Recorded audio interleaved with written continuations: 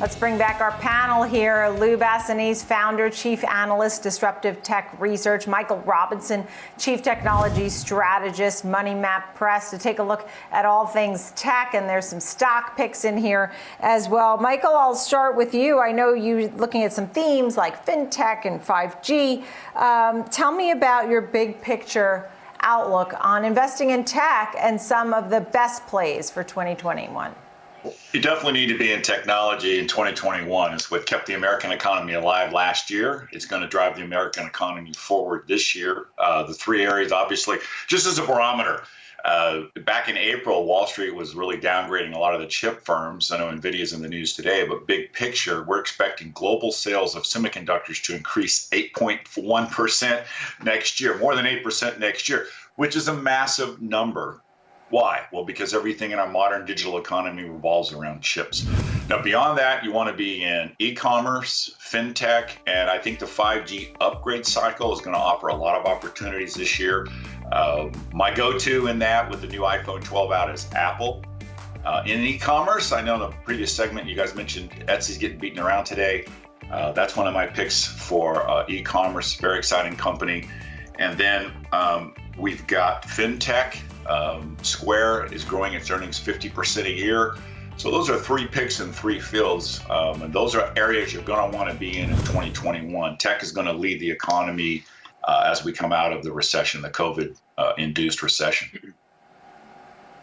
Yeah, those are some good themes there. So, Lou, what are your thoughts? I mean, you could react to what Michael said. I know you have your own picks. Was there anything that you fully agree with or on the contrary, disagree with? You know, I'm with Michael. You got to bet big on semiconductors. I would argue, though, that you want to go small to win big. A lot of the mega cap names in semi space have run up in value. We talked about right before this NVIDIA. You used to be able to pick the maker of the hottest type of chip, like NVIDIA for gaming or AI. I think this leg of the bull market, you've got to be a little bit smarter and go with a pick and shovel play. So look at companies that make the equipment that makes chips, because they can provide that to every major chip manufacturer. And there's too many tech trends that require chips to try and focus on one maker. My favorite pick in the space is actually Atomera, a company I talked about with you, Nicole, I guess about middle of last year, trading for about $5 or $6. It's now at $31. I think it could be the next ARM Holdings, going to 50 or 100 this year on the next deal that they announce. They make a technology that improves the performance of all types of chips, from the lagging edge to the leading edge. Really compelling royalty-based business model, just like ARM. Outside semis, I think you got to go with biotech, and you got to go big there too, because the pandemic has proved biotech is vital to survival, and it's totally changed investor sentiment. Where it used to be like the riskiest place to invest, it's essential now. Tff Pharmaceuticals, Glenn, that's a great company. I think we talked about it here at $4 or $5. It's now at 18. They get their first big milestone payment. That stock could run to 20 to 30 plus, no problem. The name that I like here in biotech involves artificial intelligence, and it's Lantern Pharma. This is a company that came public in October of last year, completely under the radar because they debuted a day the Dow was down 700 points. They have an AI drug discovery platform, fully funded after a deal through 2025. They've got some in-house and partnership capabilities. It's one of the picks I like the most in biotech right now. And then lastly, I'd end with augmented reality. The pandemic has forced so many companies and businesses to do things remotely. The company in this space is Vuzix.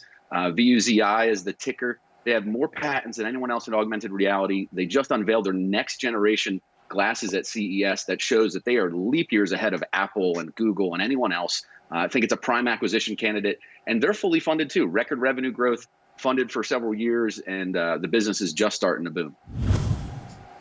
Wow, those are some good ones and more under the radar. I see what you're talking about. So you're looking at augmented reality with Vuzi Lantern. It was your biotech, and Atomera was the semiconductor name.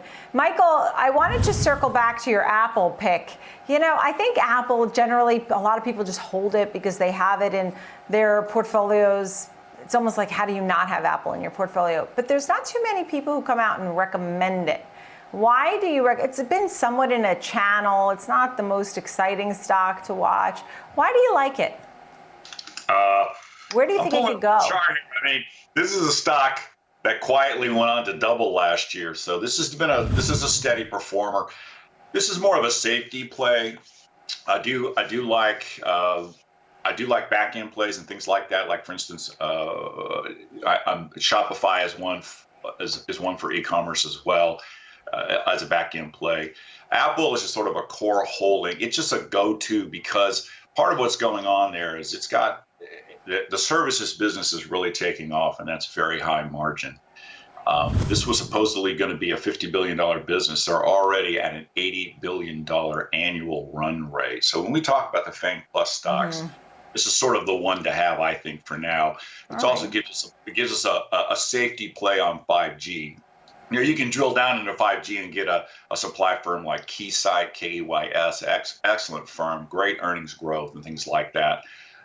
So they're into a little bit of everything. I think if I have an area of concern about Apple, it would be I'm not sold on them getting into the car business. There's been a lot of talk about that in the last years. It's back on the thing.